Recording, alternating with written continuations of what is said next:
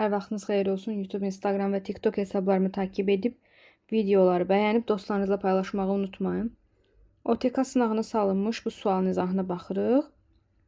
Deməli, sualda deyilir ki, A bucağı 70 dərəcə, C bucağı 60 dərəcədir. Baxın, bu bucaq 70 dərəcədir.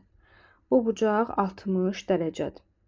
Və burada deyir ki, bax, bu bucaq bu bucağa bərabərdir. Belə çıxır, B-yi burada təm böləndir.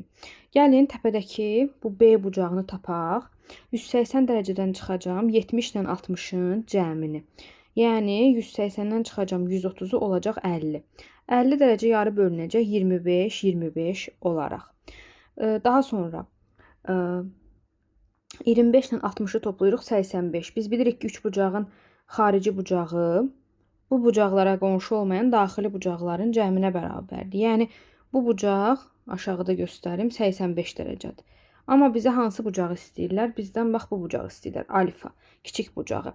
3 bucaq da düz bucaqlı 3 bucaq olduğuna görə, yəni hansı 3 bucaq? Bax bu 3 bucaq, düz bucaqlı 3 bucaq olduğuna görə biz bilirik ki, iti bucaqların cəmi 90 dərəcədir. Onda alfanı tapmaq üçün 90-dan 85-i çıxıram və düzgün cavab olacaq 5 dərəcə.